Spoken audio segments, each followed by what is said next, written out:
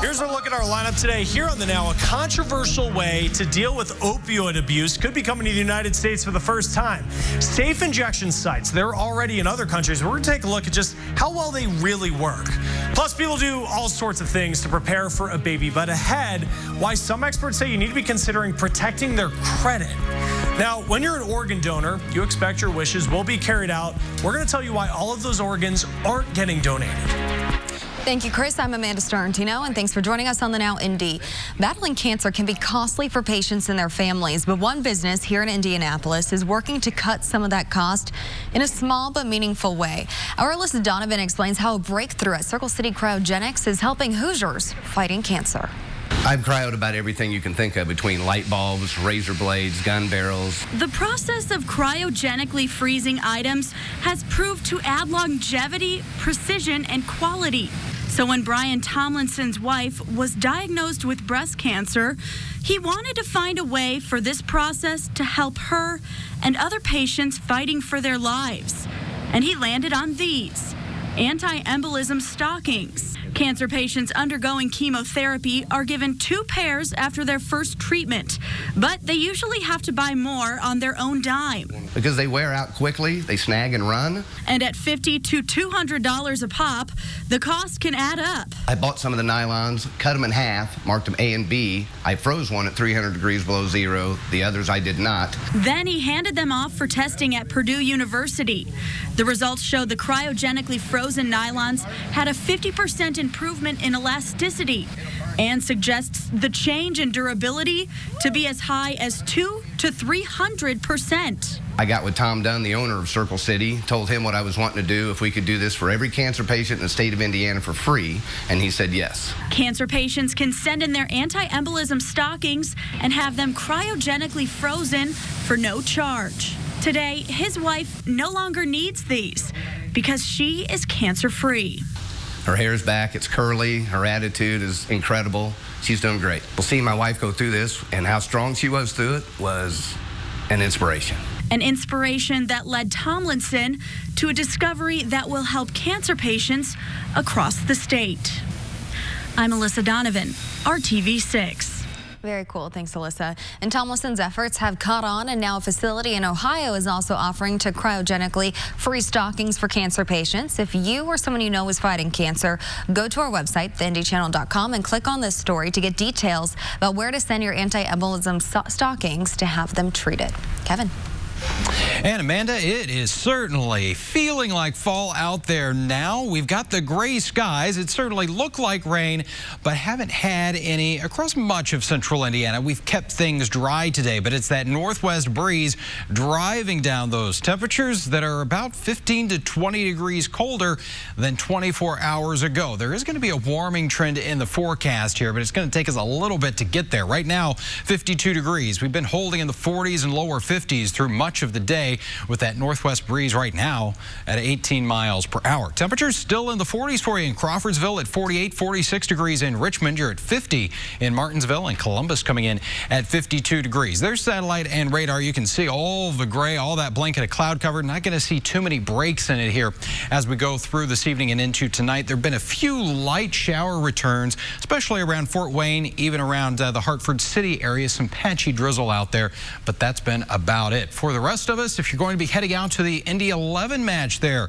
in action at Lucas Oil Stadium, just layer up. We've got breezy, cool conditions for you. Those temperatures holding right around 50 degrees through 8 o'clock, mostly cloudy, and 47 at 10 o'clock this evening. And by tomorrow morning, numbers going to be falling back into the upper half of the 30s. Really don't think we'll have much frost out there, though, because of that breeze and cloud cover around. Chris? Let's start the Now News feed. Turkey's president dismissing U.S. sanctions as fighting continues in Syria. Vice President Mike Pence and Secretary of State Mike Pompeo are headed to Turkey to talk with leaders. Turkish and Kurdish forces have been fighting since the U.S. pulled troops from the region. Another person in custody in connection with a campaign finance case with ties to Rudy Giuliani. David Correa was named in an indictment with 2 associates of Giuliani. Correa turned himself into federal authorities today. Well, the Northeast bracing for a big hit of winter weather. So-called bomb cyclone expected to impact that part of the United States over the next few days. Airlines already anticipating flight delays. Former teachers, students, and families in Washington state are raising red flags about a toxic chemical in schools. The Associated Press found PCBs remain in tens of thousands of schools across the country. It's the same chemical that started leaking into a school in Monroe, Washington after a light caught fire. Now, teachers sent the chemical to a lab to be tested, and experts confirmed that it was PCB. PCBs are considered endocrine disruptors. They've been identified as causing trouble with our thyroid gland. And of course, we're super concerned that it could cause cancer in children many, many years later. Now, the toxic chemical can also impact children's ability to learn. Now, many schools were constructed with materials that contain that chemical. Fluorescent lights, caulk, ceiling tiles, paint, and floor adhesives, they were made with PCBs before the 1970s. Now, the chemical's banned today, but it's not mandatory for schools to test for PCB levels. Now, even if they did, most schools wouldn't be able to afford to replace all of these materials. 3 years ago, members of Congress promised to find money to address PCB-related problems, but that legislation was never introduced. Now, there was also a proposal to remove lights with PCBs from schools, but that proposal was dismissed by the Trump administration. A school in Hartford, Connecticut closed in 2015 because of the chemicals. Now, the city sued Monsanto, which is the company that made products with PCBs. The city also sued a company that manufactured caulk to recover costs. Monsanto denied responsibility in several lawsuits from districts nationwide. Let's get back to our lineup. People are used to preparing for babies by doing things like taking parenting classes, maybe already starting a college fund, but ahead, why some experts say that you really need to consider protecting their credit from the time that they're born. And refined Atlas SE with technology. New hope for the hungry in our community. A new food pantry is now open on the far southeast side of Indianapolis. The David Nolan Pantry of Hope is on the campus of Hope Center Indy, located on Brookville Road at the Marion-Hancock County line. Hope Center Indy is a residential aftercare program for women coming out of sex trafficking. Residents will assist in the kitchen and pantry as part of their outreach to the community. One of the residents helped inspire the idea for the pantry. One of the women, when she very first got here, she really wanted some food. She saw food that we had on the table, and she started just pulling it, holding it under her arms. And I realized then that what food scarcity meant. For some of us, we have food all the time, and we don't even think about it. Kroger invested $15,000 to help create the David Nolan Pantry of Hope, named for one of the co-founders of Hope Center Indy. The pantry will be open the third Monday of every month from 5 p.m. to 7 p.m. You can also set up an appointment by emailing pantryofhope@hopecenterindy.org. Protecting your personal financial information is just as important as protecting your child's credit. Annie Taylor breaking down just how soon you need to take action after your child's born and what you need to do. Parents, you'll want to freeze your child's credit as soon as they receive a Social Security number. So yes, even when they're a baby, you'll need to take some precautions to keep their information safe. Now, our expert at NerdWallet says there's really no downside to freezing a child's credit account, and that's because there's no need for it at that time. But scammers can get their hands on your child's information by just finding out a few things about them. Sometimes they pick up available information in public and piece it together to make a new identity based on your child's Social Security number that they actually can guess. So if they have a few different pieces of information like the location, date of birth, they can generate identities based on that. Sometimes parents may accidentally share their child's information, even in places where they might think it's safe, like the doctor's office. Well, experts say it's not normally necessary to provide your child's social to your doctor, so you do have the choice to leave that space blank when you're filling out a form. But if you verify your child's social is needed, well, make sure that the office will properly secure that information. And freezing your child's credit will take some work. Parents need to contact each individual credit agency and ask to freeze the accounts. And then you will need to mail off a documentation about you and your child. And then when the agency receives it, they'll mail you a PIN so that you can use it later to unfreeze the account. Annie, thank you. Ahead in our lineup, safe injection sites let people use drugs with supervision, but now they could be coming to the United States. So many people have died because of overdose, and we know that while people are here, they're not going to die. Now we're taking a look into just how effective these sites have been elsewhere. Working for you. The opioid crisis isn't just impacting health, it's affecting the economy. The Society of Actuaries just released a study that shows the crisis has already cost $631 billion. That's between 2015 and 2018. Experts expect the cost to go up even more. Now, safe injection sites are a controversial approach to addressing opioid abuse. Alicia Nieves taking a look at the idea that is getting closer to reality here in the U.S. Around the world, there are more than 100 safe injection sites. But right now in the U.S., there are none. In 2017, 1,217 Philadelphians died of overdoses, and last year about 1,150 died of. Philadelphia's former mayor and the state's former governor, Ed Rendell, has been leading a fight for Philly to open the first safe injection site in the country. He joined the organization Safe House in this effort shortly after his best friend's son overdosed on heroin. When John Decker died, it became personal.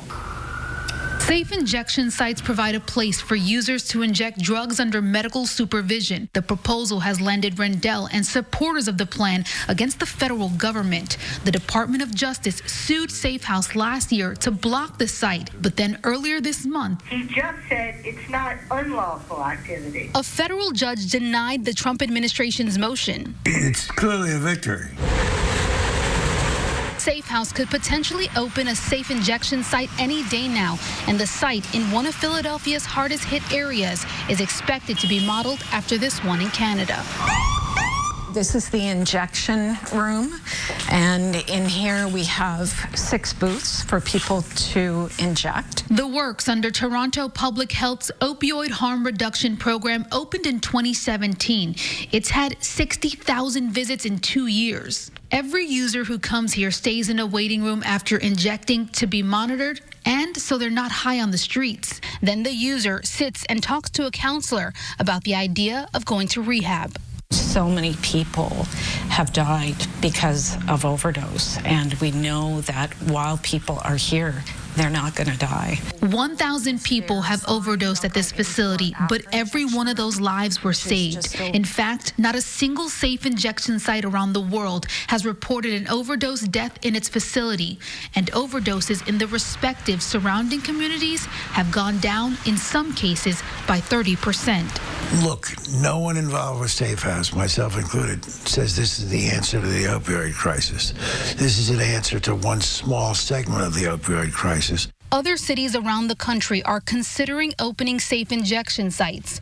Watching, though, Philadelphia's next move. I'm Alicia Nieves. Alicia, thank you. Let's start the news feed. Housing prices are making affording a home difficult for black families, according to a new Redfin study. Median income black families could only afford 25% of homes last year, which is down from 39% in 2012. Outback, try to take the Bloomin' Onion into the future. The restaurant could soon be using new technology to try and improve your experience there. The chain will test a machine that tracks your movements in the restaurant. It's similar to Amazon Go's cashierless stores. Take a look at this picture here. It's not just a picture of a plant. This is Pete the Fern. But what you're looking at here is the first plant-powered selfie. This plant powers a camera as it grows, and it creates enough power to take a selfie every 20 seconds. Fancy. The University of Notre Dame is really going green. It's going to shutter its coal-fired power plant a year ahead of schedule. It's all due to a sustainable energy plan that's seen the campus embrace renewable energy. The final load of coal will likely burn through today. Currently, Notre Dame has cut its carbon emissions by 50% from 2005 levels. The plant will be replaced by 5.5 megawatt natural gas turbines, which Notre Dame started using earlier this year. Kyle. And Amanda, we've got the cloud cover. That continues to roll in. You can see a few rays of sunshine, though, and we will take the few we can get here. But hey, if it's gonna feel like fall, at least it's starting to look like fall. Here's the view from the leaf cam there in Brown County, and you can start to see a few pops of color there mixed with some of that green canopy that we have had. 52 degrees right now in Indy, Lafayette, and Bloomington. 51 for you in Johnson County and Greenwood, and Muncie coming in at 51. Feeling a little bit cooler, though, because we got the clouds, and there is that northwest breeze.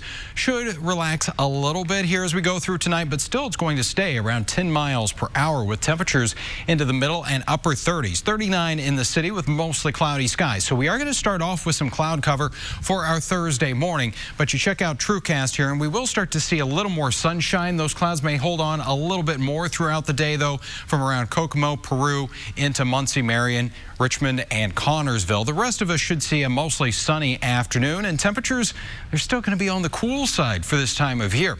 Lunchtime temperatures only around 50 degrees with a northwest breeze. Not going to be as breezy as today, though, but the sunshine at least will help us out a bit as temperatures make their way into the upper half of the 50s tomorrow. Close to 60 degrees in Columbus, 57 for you in Noblesville, and Kokomo coming in at 56. Now, things are going to warm up here. We'll get out of this cool weather pattern, and it's going to line up for your weekend as temperatures will make their way into the 70s, but it does come with a chance for some showers. I think most of the weekend's going to be dry, but as we get into the second half of our Saturday and Saturday night, that's when we've got that next chance for some wet weather. Put it all together in the next few days of your forecast here. There is the warming trend, 70s in time for the weekend, and that small shower chance late in the day Saturday. Otherwise, we're dry. Chris? America's largest theater chain is getting into streaming. Annie Taylor taking a look at the offer. The theater business isn't exactly hurting. They made close to $12 billion last year, and that was a record. But audiences' demands, they're changing. We want more convenience in the comfort of our own home. AMC is now offering about 2,000 movies to rent or buy on their app, website, Roku, or smart TV. And rentals will cost between $3 and $6. You can buy them too for $10 to $20. And the movie streaming won't be what's in theaters. It'll only be the ones that have already left. But it is free to sign up, and it's pay as you go. So you really can't compare it to monthly subscription services like Netflix that have been offering, less movies and more original programming. AMC has deals with major movie companies to stream.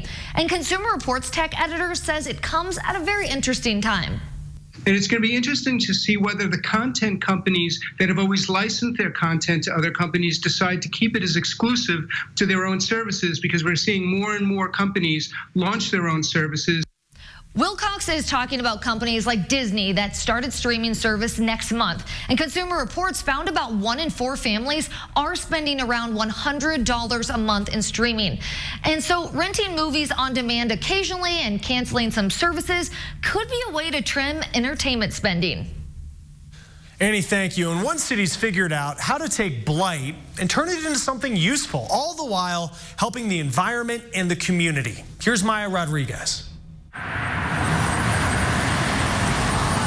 These are row houses, 40 to 50 houses in a block. Neighborhood numbers. 1,200 houses, 363 vacant or boarded up houses. Come easy to Marvin Cheatham. It's awful. It's awful. His Baltimore neighborhood, no stranger to challenges. It's tough. It's very poor, high crime, high dropout rate, open-air drug markets. This park, though, may be the start of something new. The abandoned homes that once sat here, gone. And given a new purpose. We take it, we clean it up, and we give it new life. Max Pollock is with Brick and Board Warehouse, one of several groups part of the Baltimore Wood Project. They came from a really, really old structure. The idea? Before an abandoned building is torn down, salvage all the materials you can from it, like wood, and keep it out of landfills. All while giving people living in those neighborhoods the job of doing it, like Kobe Bland. It gives you a new sense of your community. You start to view your community a little different because you see the potential. But what started out as the Baltimore Wood Project is now evolving into the Urban Wood Project in the hopes that it could be replicated in other cities. In just 4 years, they've salvaged 1 million square feet of wood. The USDA Forest Service is spearheading the project and the work to expand it. So this is wood, for example, locked up in these vacant and abandoned row homes that would otherwise be just wasted, sent to the landfill or otherwise wasted. And we see the potential to capture and reuse that wood for a greater good. A greater good that Doc Cheatham says he's seeing here. It brings hope. Salvaging the past to try and build a better future. In Baltimore, I'm Maya Rodriguez reporting. Maya, thank you. And next in our lineup, when you're an organ donor, you expect that your wishes will be carried out, but we're going to tell you why all of those organs are not getting donated.